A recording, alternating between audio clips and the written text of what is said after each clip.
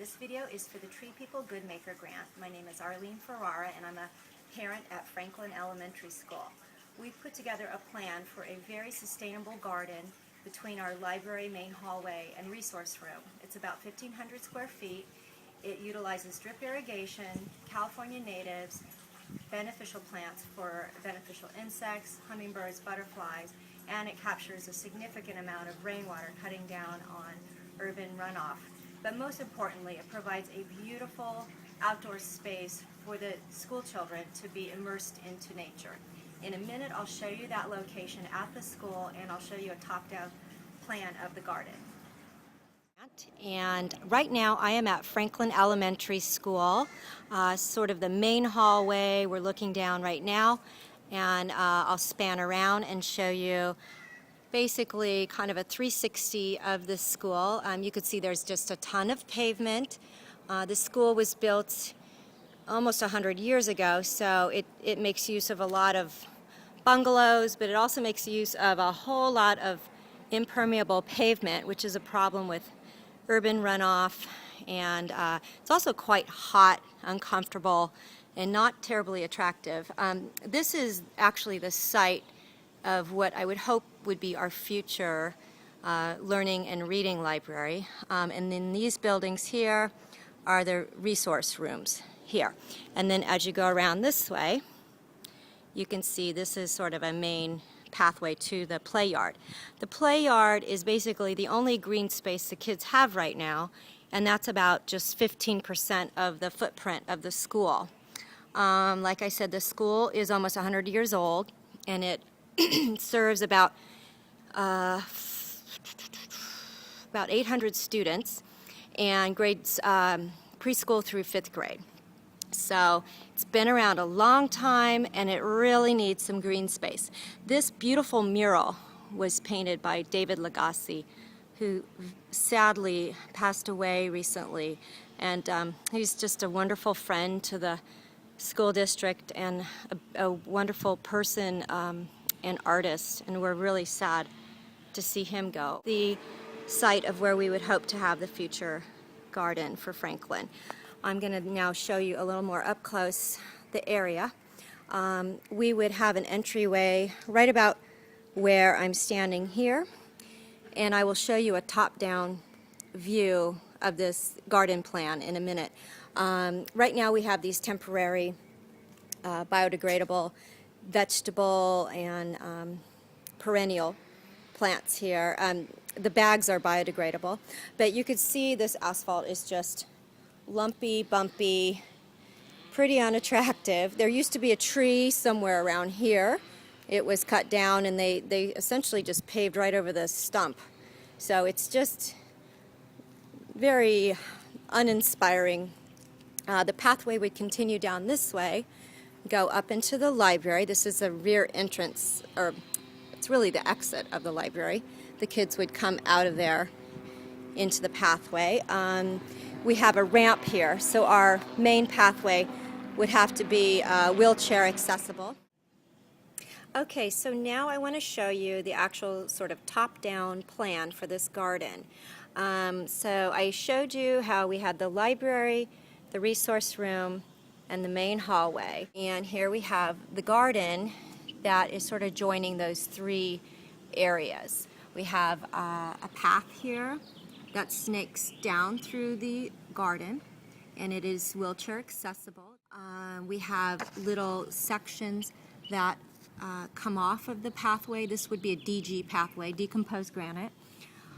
And so these sort of little sitting areas here and over here and over here would be places for kids to read a book or hang out and just maybe get out of the sun, because I do have a few trees planned, small trees planned here so that they could shade those little seating areas. These larger green places that look almost like they would be lawn, those are edible areas. This is a main sort of entryway. It's just a simple arbor made out of repurposed wood. Maybe the top could be bamboo slats, but it's an informal entry, but it does mark the entry. I think that's important. We have all kinds of California natives around here, all throughout. We have our water storage right here.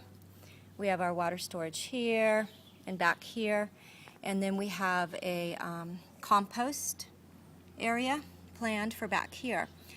In terms of the plants, like I said, California natives, things like salvias, California fuchsias. We have some monardella, which is like in the mint family. That's native. Native abutilon, some buckwheat, Fremontodendron. We have all kinds of fabulous California natives planned to support the habitat, to also just to give the garden aroma and to also just be very climate appropriate with our plants. So that's basically the design. So I've shown you the garden, I've shown you the space, and now I just want to talk a little bit about how we could actually pull this off. We would need obviously a lot of community support to put this garden in. I do think we have it too. We have a very, very active parent population, and by the way, I am a parent at the school. I don't know if I said my name, but my name is Arleen Ferrara, and I've been at the school for 10 years with my 3 different kids. I still have my last one here at the school. And I'm a landscape designer, so I feel like I could rally the troops to help pull off this garden. Like I said, parent population, super involved. We have a garden team that is very involved and a green team, and then general parents would also be excited to help. We also have a relationship with the Ocean Friendly Garden group that is part of Surfrider, and this type of garden would really fit in with their mission to capture rainwater and to prevent urban runoff. I think that we could tap into that resource as well and do a couple work days to pull this all off. What I envision is the first work day being one where we do some sheet mulching to build up the soil life. Underneath this asphalt is soil, but it's probably very very lacking in any organic life. So we need to build up that soil life. And then we'd have another work day where we put in the irrigation, plants, the pathway, and everything else. So I do think that we could pull this off. I think it would be a wonderful community building effort. And then we have the school and future parents and kids to maintain the garden. What's nice is the garden is very, very visible to the people who come through the school, but it is also protected because you know, we have the fencing around here, and it's not so exposed to the world that it could be vandalized. So I think that's a nice aspect of this situation too.